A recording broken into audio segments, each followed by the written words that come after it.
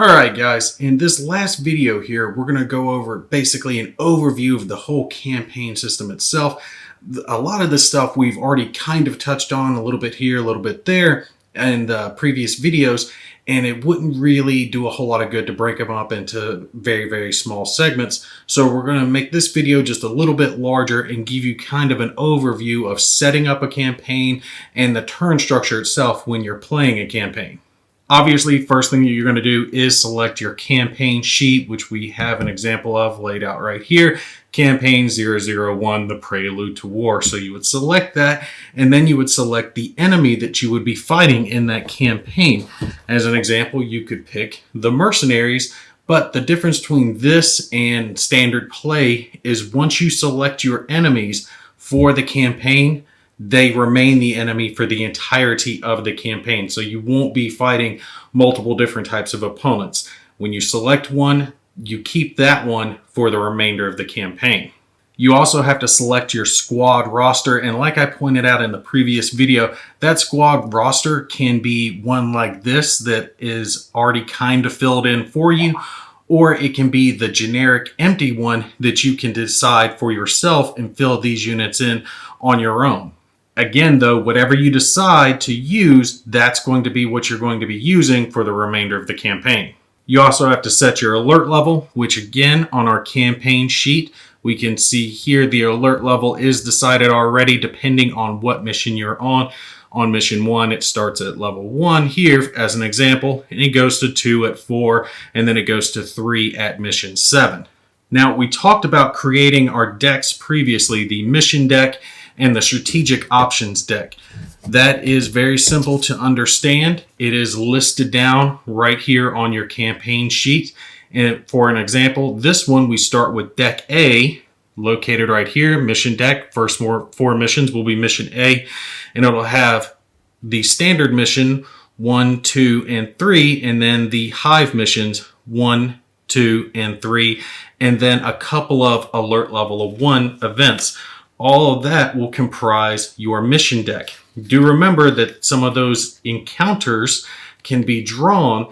These will add a secondary mission into the actual mission that you draw. So if you draw a secondary mission like this, like recon the area, you would draw again to get a regular mission, and then those two would be played together as the actual mission that's played. So you would have the standard mission and then the secondary goal for that mission. And again, looking at your mission cards, depending on when you draw this, the rules can change depending on what your alert level is. If it's 1, you're going to be here at the top, and then 2 and 3 will add special rules to the mission as you go up in your alert level.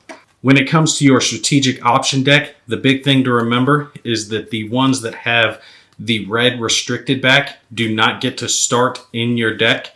You'll take the rest of those cards, shuffle them up, and that will be your strategic option deck. And then there will be special campaign rules that can have these cards added to it later on for a chance to for you to draw them.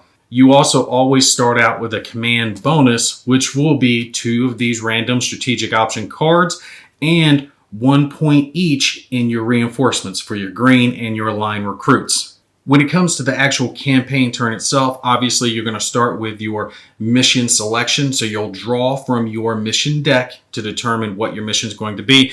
Let's say we were drawing for our first mission for this campaign and we drew this card, then we would be playing mission 002, and you would annotate that right there next to the number 1 on the ID that that's the mission that you're playing. And again, your alert level would be 1 since you're right there, and it would change as you progress throughout your missions. Now, you would also draw 2 of your strategic option cards. This is different than the command bonus that you start with. You draw 2 of those cards and get the reinforcement points.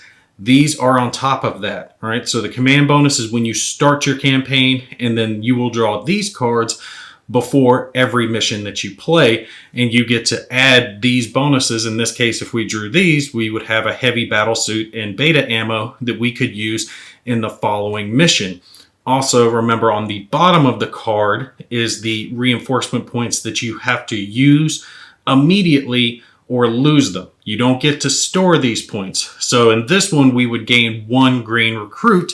If we had a dead member of the team somewhere, their status was killed, we could spend that 1 point of green to change them to ready to go, but you would have to annotate that they were green at that point. A unit does have to complete a mission to go from green to line. They do incur some negative penalties to their action points when they're green, but once they have actually completed a full mission, they get promoted up to a standard line troop. Now, when it comes for your squad selection for the mission that you're actually getting ready to play, it's handled almost virtually identical to playing just a standard mission.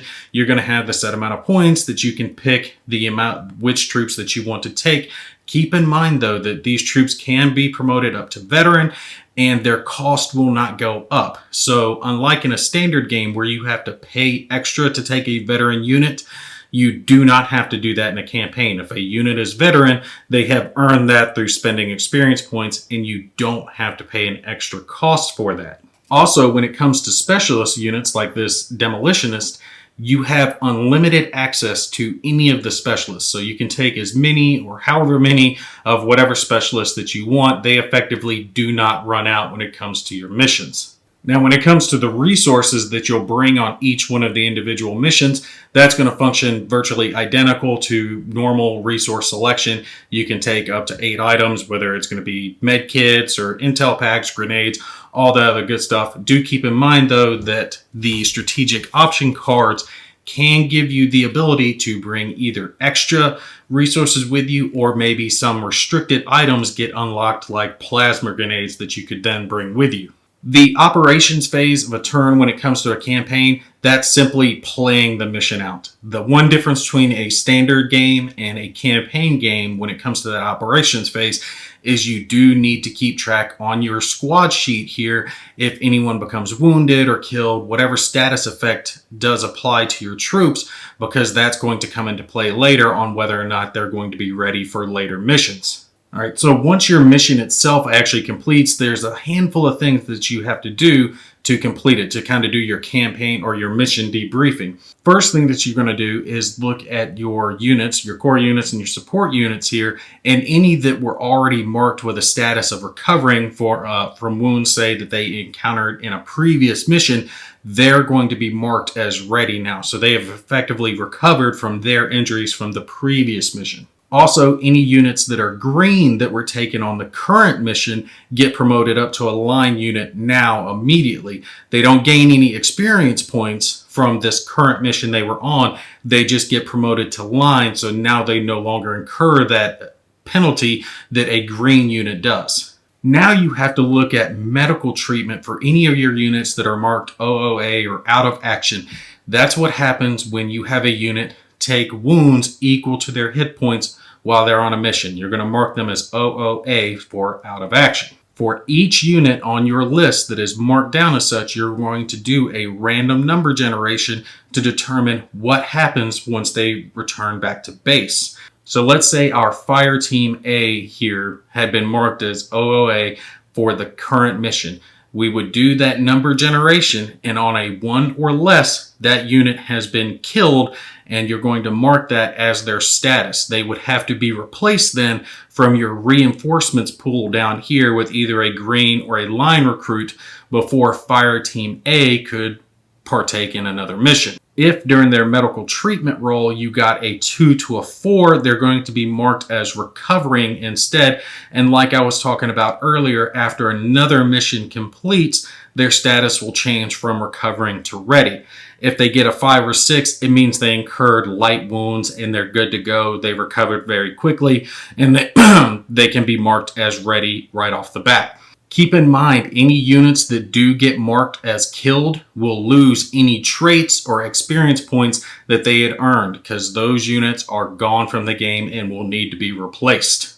Once you've completed your medical treatment, you're going to take a look at your victory points, and there's a little chart listed down here on your campaign sheet that will tell you how many victory points you earned for doing everything from completing the mission to other objectives to everything. You can even lose points from failing the mission. So you'll tally up all of these victory points, and then whatever the score is, you're going to put that over here on the notes section next to the mission, because later on, once you add up all those points, you're going to look at that to determine what your victory level is once you complete your campaign.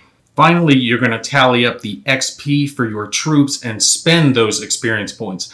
For each unit that completes the mission alive, obviously, they get 3 experience points that they get to add to their point total that they could spend for improvements. Do keep in mind, like I said earlier, if a unit is green, they do not gain those experience points. They simply become line. They have to be line or veteran to gain experience points. You also gain 1 extra experience point if the mission was successful that you can give to any unit that participated on the mission. When it comes to spending the experience points that these units earn, there is a handy chart in the rulebook that goes over it, but the basic gist is you can spend those points to do everything from leveling up troops from line to veteran, to giving them traits. Remember that only 1 trait can be given to 1 unit, and if a unit is killed, they lose that trait. And also you can use those experience points to level up the unit's basic attributes themselves.